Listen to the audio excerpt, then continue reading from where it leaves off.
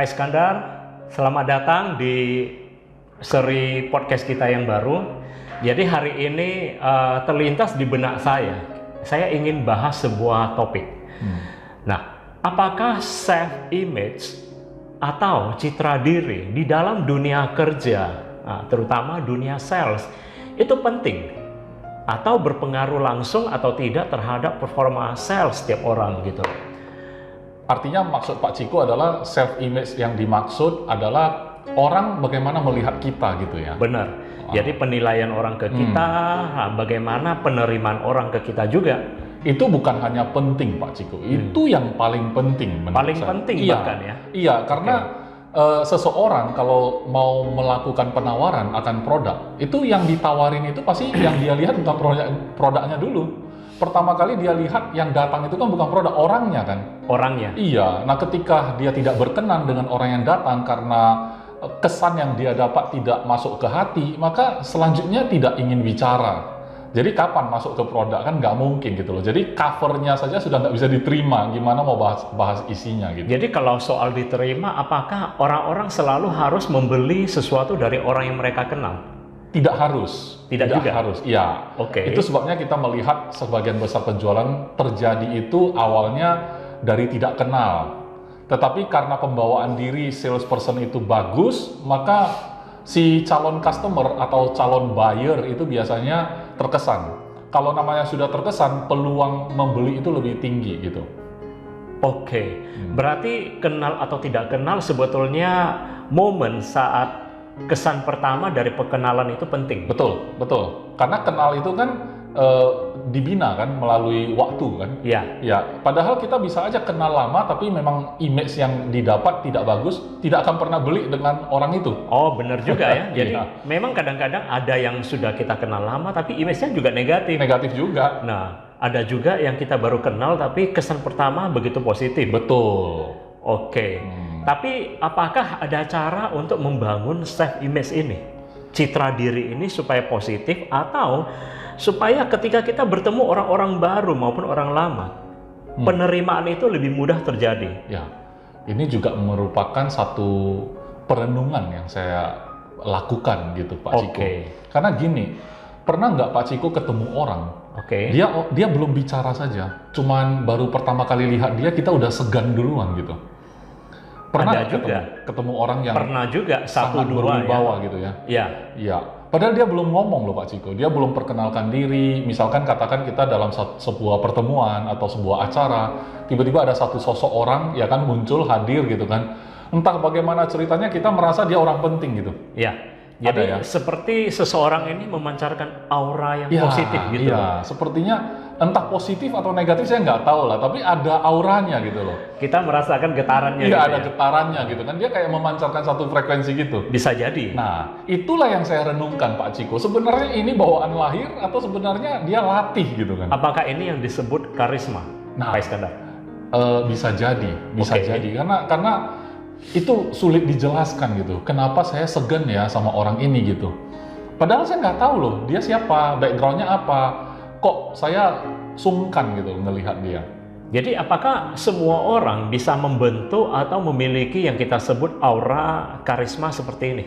Nah, kalau mengenai apakah semua orang bisa, saya pun tidak bisa menjawab. Tapi saya pernah ketemu orang yang berubah, Pak Ciko. Misalnya lah ya, waktu kita SD, kita sekolah lanjut ke SMP sampai SMA. Nah, biasanya kan yang lebih berkesan itu teman-teman SMA kita. Ya. Nah, pada saat kita masing-masing sudah kuliah dan kerja, dan ada yang sudah menjadi businessman, ketemu lagi, misalnya saat reunian gitu kan. Tiba-tiba teman kita sudah berubah total. Yang dulunya bicara suka bercanda gitu ya, sekarang kita ketemu dia kayaknya segan banget kita ngelihat dia. Bukan karena dia sukses atau apa sih, tapi kok orang ini sudah berubah total gitu. Ya, mungkin ada satu masa ketika kita tidak lagi bertemu orang-orang yang dulu kita kenal. Mereka sudah melalui begitu banyak pembelajaran, pengalaman hidup, pengalaman kerja. Nah, pasti banyak orang belajar dari proses itu kan. Nah, misalnya dulu ada teman-teman yang kalau ngomong itu, waduh, belepotan sekali. Atau yang dulu ngomongnya gagap, pemalu. Sekarang jadi begitu ekstrovert. Begitu seperti public speaker istilahnya. Sebenarnya saya pribadi pun menilai diri saya waktu saya sekolah ya zaman sebelum SMA dan sebelumnya. Saya pendiam loh Pak Ciko. Oh ya? Saya tidak nyaman bicara, apalagi bicara di depan umum gitu. Apakah introvert? Iya termasuk itu. Kalau saya ya? nilai diri saya sih, saya termasuk orang yang introvert. Cuman Oke. sekarang sih teman-teman bilang bohong. Nggak mungkin lah orang seperti ini introvert gitu ya. Kalau orang yang kenal ya rasanya tidak mungkin gitu. Betul. Ya. Jadi kalau Pak Ciko tanya apakah ini bisa dilatih gitu kan? Saya percaya bisa, tapi apakah semua orang bisa? Saya yakin kalau semua orang mau bisa, cuman kan nggak semua orang mau melatih itu, Pak Ciko. Kenapa orang tidak mau? Karena dia nggak sadar, dia butuh berubah. Oke. Tapi mungkin pekerjaannya tidak membutuhkan itu juga kan, Pak Ciko ya. Tapi kalau bagi kita orang-orang yang di dunia sales, saya rasa kita semua butuh segala tool positif yang bisa men-leverage ya, membantu setiap hal dalam cara kita bekerja, termasuk public speaking, cara bertutur kata baik, cara bersikap yang benar ya, segala sesuatu tentang karakter. Maka orang-orang ikut kelas pengembangan diri kan, public speaking kan, dan seminar lain-lain. Betul, betul. Apapun yang bisa meningkatkan kinerja dalam karir kita, apalagi dalam hal penjualan, salesperson gitu kan. Saya yakin itu adalah hal yang mutlak. Kita nggak pernah boleh berhenti. Karena orang menilai kita, kalau kita sudah bagusin penampilan, orang akan menilai kita tentang pengetahuan kita. Setelah pengetahuan kita sudah bagus, orang akan menilai skill kita. Dan lain-lain gitu. Kadang-kadang orang menilai keluarga kita loh. Kita nggak sadar. Karena customer itu kan pada dasarnya bukan soal jual beli ya. Tapi relationship. Ya kan? Jadi customer juga butuh tahu mereka berurusan dengan orang seperti apa. Betul. Nah, dari apa namanya sudut pandang yang lebih luas, sebenarnya customer dan si penjual itu harus sama-sama menyadari hubungan mereka tidak sebatas penjual dan pembeli. Tapi mereka sebenarnya juga adalah teman. Mereka juga adalah bisa jadi saudara. Mereka juga bisa jadi family. Iya kan? Artinya kalau sudah sampai ke tahap sana, jual beli malah jadi kecil kan urusannya. Tapi untuk sampai ke tahap itu saja orang masih bergumul ya. Artinya bagaimana saya supaya bisa berhasil menjual kepada si A. Kalau sudah berhasil ke si A, bagaimana supaya saya berhasil menjual kepada si B. Jarang orang berpikir si A itu setelah saya berhasil jual atau tidak pun, bagaimana saya kembangkan hubungan saya dengan si A ini. Ya kan? Tapi dia tidak. Dia mengembangkan A, B, C, D, E, dan seterusnya sampai Z dan kembangkan lagi kepada orang yang berbeda-beda. Padahal saya menilai ketika kita mengerti memperlakukan hubungan kita dengan si A saja pun, itu peluangnya sangat-sangat besar. Ya, saya jadi berpikir bahwasanya setiap orang atau setiap sales ya perlu pemikiran terbalik. Jadi kalau kita berpikir bagaimana supaya saya bisa ini itu lebih baik dalam dunia sales, pemikiran terbalik adalah bagaimana supaya si customer atau orang lain dapat menerima saya. Kata-kata seperti apa, sikap seperti apa yang bisa diterima orang. Pemikiran terbalik seperti ini. Betul. Karena gini, kalau sekali kita bisa diterima, sebenarnya customer itu tidak terlalu persoalkan soal membandingkan produk kita, membandingkan perusahaan yang kita wakili, karena mereka sebenarnya sudah terima kita dulu apa adanya gitu. Artinya kitanya dulu yang dia terima. Yang kata orang jual diri dulu kan. Dirinya kalau sudah bisa terima, tentu yang lain-lain nyusul. Tapi kalau diri kita saja tadi yang self image-nya sudah tidak berkenan, orang tidak bisa terima, dia nggak akan pelajari apapun yang kita bawa. Karena walaupun setiap sales berpikir bagaimana supaya bisa ini itu, di sisi lain orang-orang yang kita hadapi juga berpikir apakah sales ini saya bisa percaya? Apakah orang ini layak dengan pengetahuannya? Apakah seseorang ini berkomitmen bertanggung jawab dengan apa yang dia jual? Itu poinnya Pak Ciko. Karena kalau soal produk, dia bisa lacak kok, dia bisa shopping kok. Kalau bicara produk, sekedar produk sih tidak membutuhkan salesperson-nya, dia bisa cari sendiri. Karena banyak yang jual. Betul, cari aja di online apa segala macam produk dan service, bisa dibanding-banding lagi.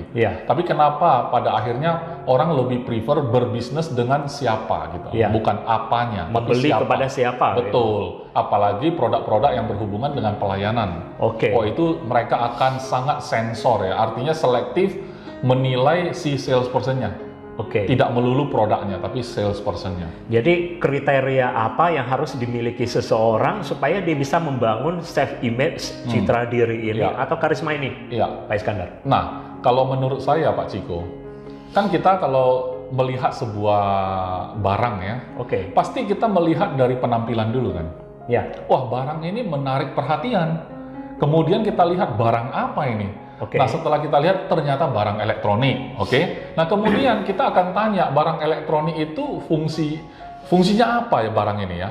Oh, ternyata dia itu adalah alat komunikasi, kan gitu ya? Alat komunikasi kan semacam handphone kah, gitu kan?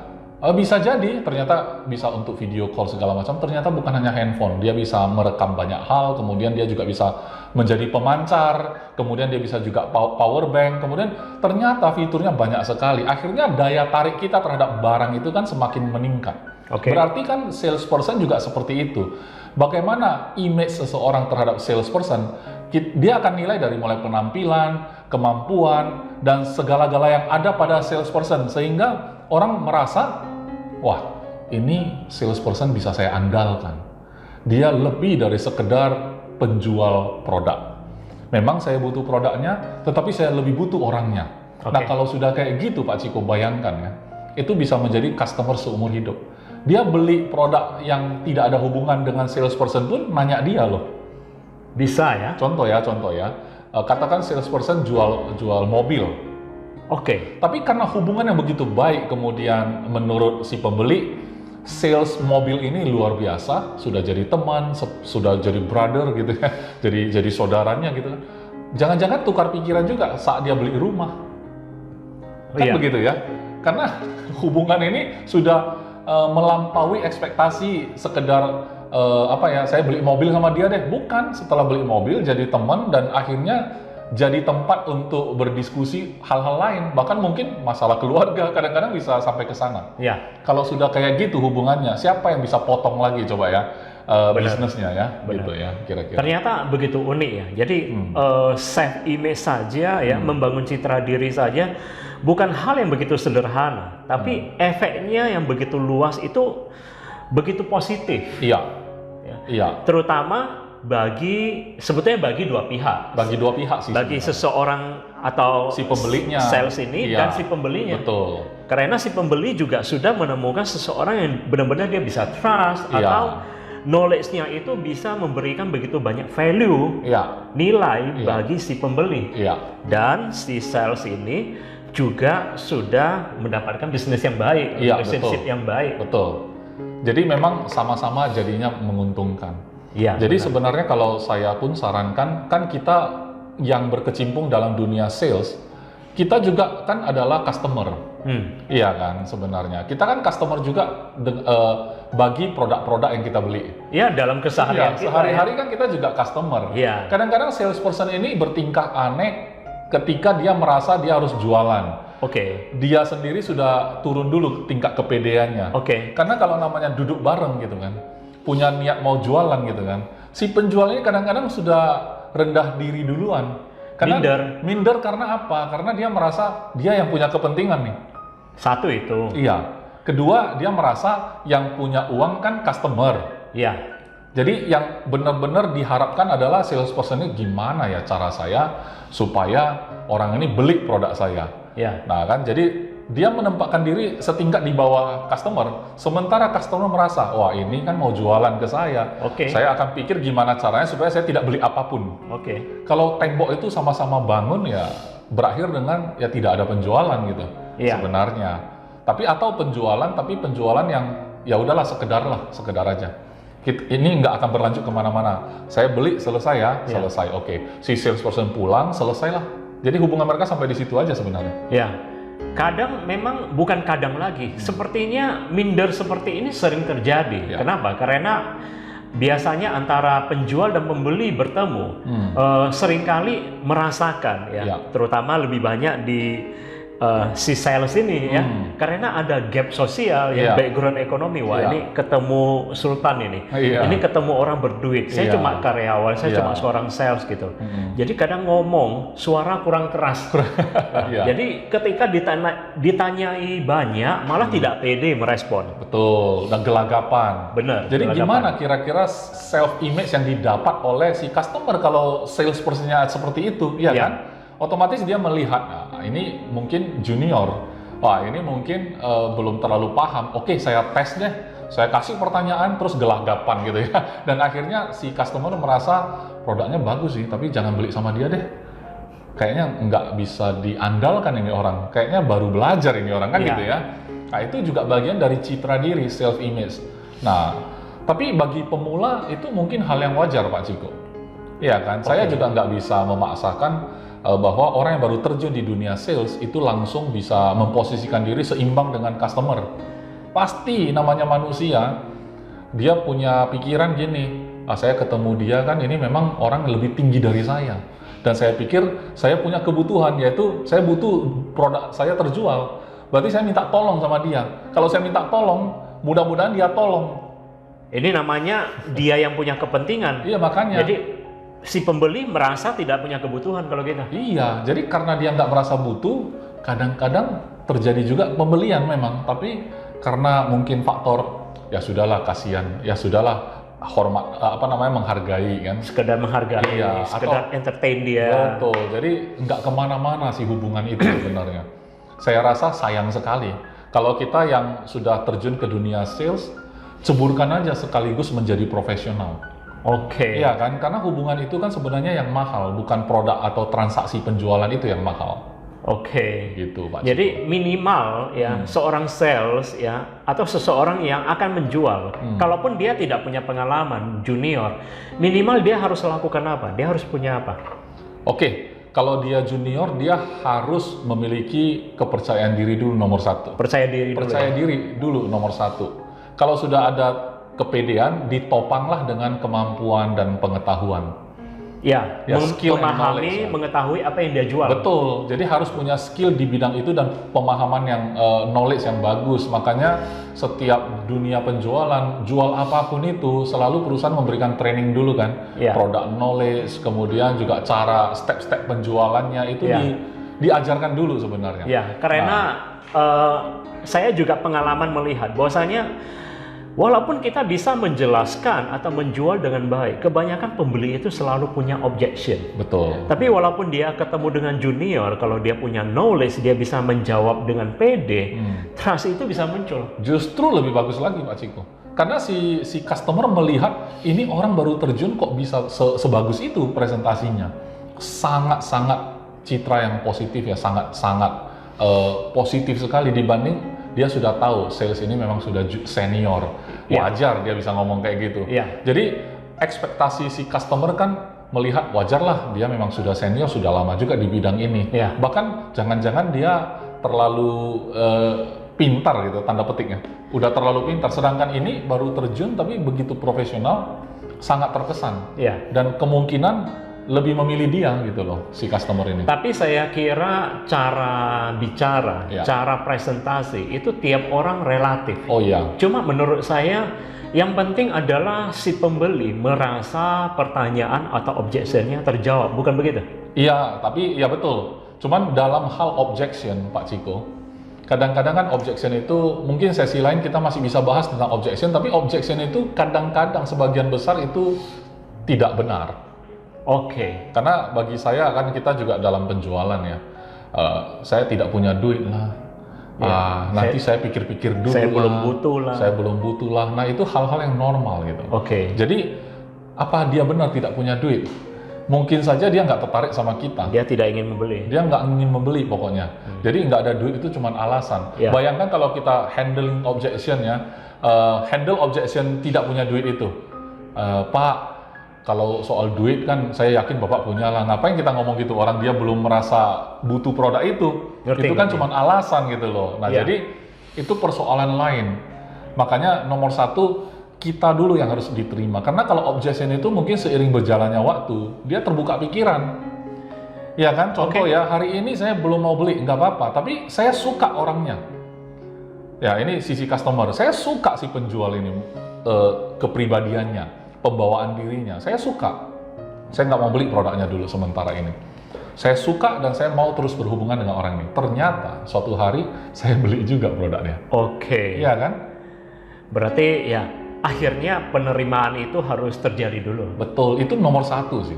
Kalau itu nggak terjadi, walaupun dia beli, besok-besok ya sudah sampai di situ aja. Oke. Ya. Jadi tadi di poin awal kita harus ya membangun kepercayaan diri. Ya. Kedua, knowledge, kemampuan ya. Jadi apapun yang kita lakukan, kita harus tahu cara melakukannya. Betul. Cara apa yang kita jual itu bekerja. Betul. Nah, kemudian ada lagi. Nah, dari sana kita akan mendapatkan yang namanya prestasi kan. Ya. Nah, itu akan menjadi penopang yang bagus. Karena saya melihat si pembeli itu pasti lebih suka bertransaksi dengan orang-orang yang berprestasi. Oke. Kita posisikan diri kita aja sebagai customer. Kita juga pasti akan memilih yang terbaik di antara yang baik-baik gitu loh. Mungkin saat ini salesperson punya standar ya di sebuah bidang. Contohnya di bidang otomotif, di bidang apapun ya. Satu bidang itu tentu pemainnya kan banyak. Ya. Yang jualan produk ini kan banyak juga. Oke. Tapi kenapa customer ini memilih si A ketimbang salesperson yang lain gitu kan? Tentu ada sesuatu dari diri si A yang dia lihat bagus. Nah, itu yang membuat saya berpikir untuk setiap salesperson harus meningkatkan dari waktu ke waktu. Meningkatkan kemampuan, skill, penampilan juga ya kan, iya, dan semuanya lah. Pokoknya citra diri itu harus diangkat. Makanya saya lihat banyak sekali salesperson yang di media sosialnya itu bukan hanya sekedar bahas soal pekerjaannya, jualannya, tapi dia sebenarnya sedang menunjukkan diri dia, personality dia gitu. Tadi Pak Iskandar ada sekilas menyebut kata penampilan. Ya. Dari awal yang kita bahas itu adalah hal-hal internal, soal kepercayaan diri, kemampuan itu yang tidak terlihat. Tapi sebetulnya self image itu dibangun dari kesan pertama ketika kita melihat bentuk atau penampilan seseorang, terutama cara dia berpakaian, mode rambut dia. Jadi apakah ya setiap sales atau setiap orang yang melakukan bisnis perlu grooming? Grooming. Jadi dulunya mungkin dulunya dia dan yang sekarang dia ya itu ada sesuatu yang harus berubah. Iya. Karena itu yang dilihat orang dulu kan. Betul. Karena bicara penampilan itu dulu yang pertama memang kan orang lihat dari sana dulu sih sebenarnya. Nah, kalau penting nggak grooming kan? Memperbaiki penampilan, sangat perlu. Cuman perlu kan, sekali ya. Iya, sangat perlu. Cuman kan pertanyaannya, penampilan seperti apakah yang bisa diterima customer?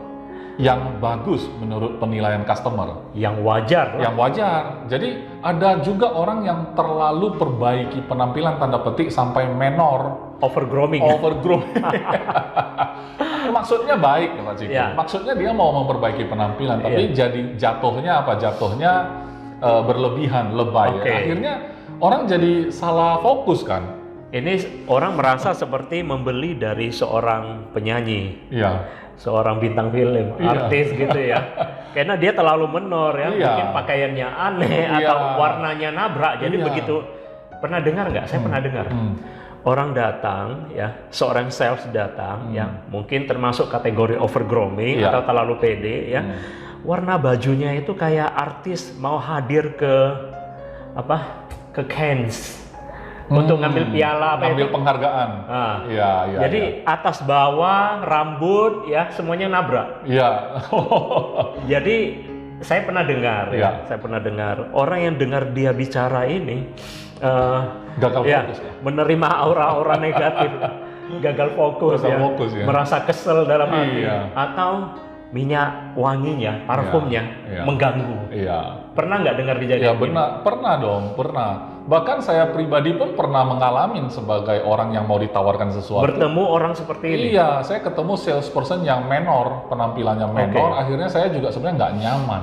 Satu lagi yang kita harus perhatikan adalah Kadang-kadang kan si penjual ketemu calon pembeli atau klien itu atau customer itu kan ada yang sudah berkeluarga. Oke. Ya, sementara yang datang ini katakan salespersonnya ini seorang cewek ya. Iya. Penampilannya menarik memang, tapi saking menariknya ya kan, akhirnya membawa kekhawatiran bagi istri si calon customer kan. Iya. Paham ya maksudnya ya? Iya, ngerti ya. Pada kasus seperti itu sebenarnya kita justru harus menghindarkan diri dari penampilan yang terlalu menarik tanda petik itu ya. Oke. Ya, justru kalau kasus itu saya lebih prefer salespersonnya tampil dalam balutan yang sederhana. Konteksnya adalah wajar, sederhana, bisa diterima, ya. Dan memang profesional ya. Oke. Profesional karena memang saya memang lihat banyak salesperson yang sangat menarik tanda petik, sangat menarik, ya kan? Ya makanya kata orang begini, Pak Ciko pernah dengar nggak orang bilang kalau jualan sesuatu cewek lebih gampang ketimbang cowok? Ya, karena secara cewek dan cowok itu ada chemistry ya. Nah itu, jadi artinya kalau misalnya saya penjual, ya kan, saya jual sesuatu. Terus seorang salesperson yang perempuan, cewek, jual barang yang sama sebenarnya, ya kan? Tapi kalau ke tempat customer, kata orang sih orang prefer lebih menerima yang cewek. Ya karena bisa jadi ya bumbunya banyak gitu. Nah itu, jadi itu juga salah satu yang menjadi pikiran saya bahwa betul nggak sih sebenarnya kalau kita sebagai pemilik perusahaan pasangkan saja salesperson semua cewek, kan gitu ya. Tapi nyatanya enggak juga karena para salesperson yang cowok itu juga banyak yang berprestasi. Tapi memang betul tidak ada pilihan selain mereka harus profesional. Ya, mungkin tergantung beda industri dan produk. Ada produk yang tidak perlu hubungan jangka panjang. Ada produk yang hanya dijual untuk satu kali pertemuan, ya sudah tidak masalah. Betul, Mungkin seperti kita beli sabun di supermarket, beli handphone di toko, kan? Kita nggak perlu balik lagi. Betul. Jadi nggak usah grooming lah ya. Pokoknya terjadi penjualan besok-besok juga belum tentu dia beli lagi sama kita. Karena barang yang dibutuhkan juga memang sebatas itu aja. Tapi kalau misalnya bicara tentang produk dan jasa yang butuh hubungan jangka panjang, butuh servis jangka panjang, komitmen jangka panjang, ya kita perlu membangun sesuatu yang lebih solid. Ya, betul. Jadi kembali lagi Pak Ciko, karena tadi di awal kita ada kasih semacam gambaran. Bagaimana ketika seseorang bertemu di meja yang sama bisa berbicara dalam level yang sama juga. Seorang salesperson dengan customer duduk di meja, bukan duduk di meja ya, maksudnya duduk di meja yang sama, sedang berdiskusi, dalam posisi yang seimbang, itu jauh lebih baik. Ya kan, apalagi kalau salespersonnya setingkat lebih tinggi dari customer. Wah, pernah ketemu nggak Pak Ciko? Penjual itu posisi lebih tinggi daripada pembeli. Apakah kursinya lebih tinggi? Nah, saya pernah dengar cerita si penjual kue tiao, ya kan, di satu tempat tertentu yang sangat terkenal, ya kan. Dia itu tidak terlalu pintar berbicara dengan customer, terkesan malah galak lagi Pak Ciko. Tapi si pembeli itu antri, nggak ada tempat duduk lagi untuk antri, tapi panjang banget. Nah itu posisi yang saya maksud, penjual lebih tinggi dari pembeli. Iya kan? Jadi si penjual ini punya value lebih, faktor lebih, yang membuat orang antri juga rela. Jadi bagaimana kita meningkatkan citra diri kita, profesionalisme kita, sampai orang merasa butuh kita? Itu perkara yang sangat dalam, Pak Ciko. Ini saya pernah dengar cerita ini. Ini dulu di Amerika, ya, ada seorang sales mobil yang terkenal, namanya Joe Gira. Joe Gira, saya pernah dengar juga. Orang-orang mengantri hanya untuk membeli dari dia. Bahkan antriannya itu jaraknya bulanan, 3 bulan untuk ngantri ketemu dia. Sebentar, dia orang antri untuk beli mobil sama Joe Gira. Kalau di Indonesia yang saya tahu antri berbulan-bulan tunggu mobilnya sampai, inden ya. Inden ya. Dia cari salesperson siapapun jadi, yang penting mobilnya cepat sampai. Kalau ini enggak ya, ketemu salesperson. Jadi mungkin ini yang menjual adalah mobilnya. Kalau cerita saya tadi yang menjual adalah personalnya. Joe Gira-nya. Wah, itu yang saya maksud juga. Kira-kira seperti itu. Artinya kalau sudah sampai ke tahap dia, ya customer antri, gitu. Customer antri, bisa nggak capai level itu? Jawabannya pasti bisa. Buktinya ada orang yang capai level itu kan. Cuman pertanyaan berikutnya, bagaimana caranya supaya mencapai ke sana? Ya kan, nggak mungkin kita bina itu dalam satu malam terjadi. Ya. Ini bukan dongeng, ya kan? Ini kenyataan soalnya. Artinya untuk mencapai satu titik di mana orang antrian untuk beli sesuatu dari kita itu bukan di dunia dongeng, dunia nyata. Berarti kita harus membuktikan secara nyata juga. Ya, karena sudah ada karakter atau modal yang ditanam oleh Joe Girard dari awal, dari waktu awal. Ya, iya pasti. Ya. Iya. Jadi akhirnya setiap orang menerima bahwasanya standar yang bagus adalah seperti yang dia lakukan. Betul. Begitu. Nah, masalahnya standar yang dimaksud setiap industri kadang-kadang memang berbeda. Oke. Setiap industri berbeda. Kalau kita bilang Joe Girard berarti kan mobil. Dalam hal mobil mungkin dia tahu A sampai Z. Ya kan? Siapa yang bisa bersaing dengan dia? Mungkin kalau bicara soal servis juga dia nomor 1. Ya kan? Di dunia otomotif. Tapi kalau di dunia yang kita sedang gelutin, mungkin kita harus pelajari dulu. Apakah kita sudah paham A sampai Z di industri yang kita geluti? Benar. Nomor 1. Kedua, kita tahu nggak masyarakat membutuhkan servis atau produk yang kita sedang tawarkan ini, kendala selama ini apa? Tahu nggak gitu loh. Tapi itu pun bersifat eksternal. Kita mempelajari hal-hal yang di luar diri kita. Ya. Sementara yang paling penting itu yang ada di dalam. Keyakinan diri kita, ya kan, personality kita, ya. Kemudian kita bisa tulis di komentar misalnya, apa sih yang membuat orang itu self image-nya tambah baik dari waktu ke waktu? Boleh tulis gitu kan? Nah, teman-teman, nah kalau Anda punya input, apa yang bisa menambah nilai dari seseorang supaya dia bisa diterima, supaya dia bisa menambah citra atau self image lebih baik lagi? Ya. Bantu kami beri input. Lain hari kita bahas. Ya, bisa. Nah, kita mungkin kasih trigger dulu. Contohnya apa, Pak? Kan gitu ya. Contohnya apa? Hal-hal yang bisa menaikkan citra diri. Kita bisa katakan misalnya kita ini punya integritas. Itu harus terbukti oleh waktu. Ya, boleh yang internal, boleh eksternal. Iya, internal eksternal itu bisa meningkatkan citra diri kita. Mungkin perbaiki penampilan. Mungkin perbaiki cara berbicara. Oke. Iya kan? Mungkin kita juga salah satunya cara berbicara itu juga satu hal yang sangat luas loh. Luas. Ya, ada sebetulnya saya juga pengalaman pernah melihat hal-hal seperti ini. Cara bicara juga menentukan nilai seseorang. Apakah ketika orang-orang mendengar kita bicara, kita akan menilai seseorang ini well educated atau seseorang ini not well educated. Betul. Gitu. Betul. Dalam pertemanan juga kadang-kadang mungkin kita adalah tipe orang yang ceria, Pak Ciko ya. Contoh ya. Saya kasih contoh aja.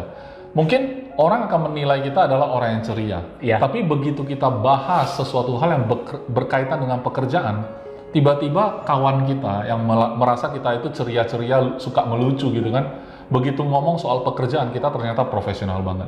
Itu tiba-tiba nilai diri kita itu naik loh.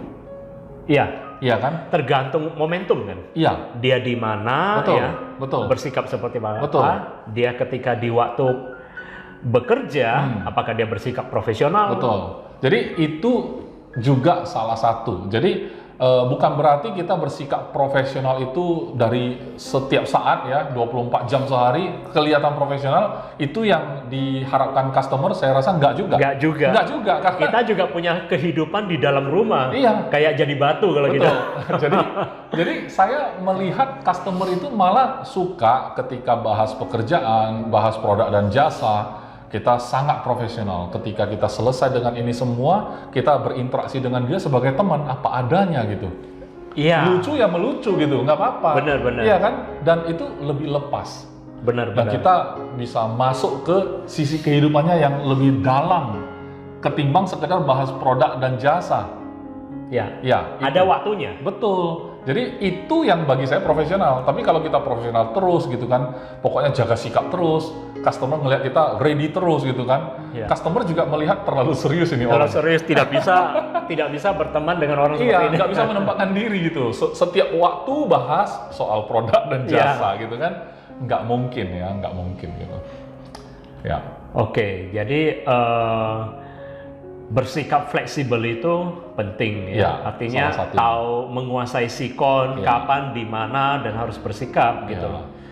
Nah, tapi nanti kita juga akan menerima begitu banyak input. Tadi kita bilang beri input soal eksternal atau internal. Nah, tadi kalau Pak Is sempat singgung hal-hal internal seperti ya integritas, ya kredibilitas, istilah seperti ini entah teman-teman ngerti nggak ya? Pasti ngerti sih. Integritas ya. Jadi seseorang ini layak dipercaya. Ya. Bahasa sederhananya ngomong A ya A gitu. Ya. Itu integritas. Kredibilitas artinya dia juga sanggup melakukan apa yang dia kerjakan. Ya. Dia dapat diandalkan. Nah, tapi ada hal juga yang yaitu kita sebut eksternal. Selain penampilan ya, apakah kendaraan itu berpengaruh?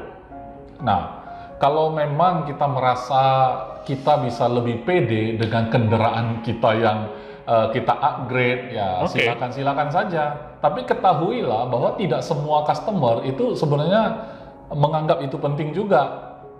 Iya kan? Saya rasa customer juga nggak jemput kita di depan pintu rumah dia. Makanya jangan sampai ya salesperson itu merasa harus kasih lihat customer nih tunggangan saya kan gitu kan. Padahal customer juga nggak terlalu peduli. Ada loh saya ketemu orang yang katanya gini, saya nggak mau beli lah dari dia. Kenapa? Dia bawaan mobilnya aja sudah keren, lebih keren dari saya. Berarti dia udah kaya banget. Mendingan saya beli dari salesperson yang masih junior, yang biasa-biasa gitu loh. Ya kan lebih membutuhkan omset gitu ya. Ada loh customer yang berkomentar begitu. Itu di luar dugaan saya. Tapi saya rasa penilaian seperti ini juga ada penilaian A, ada penilaian B. Maksud saya juga ada orang yang menilai, oh orang ini lebih mumpuni. Orang seperti ini layak dipercaya. Betul. Dia nggak akan melarikan uang saya.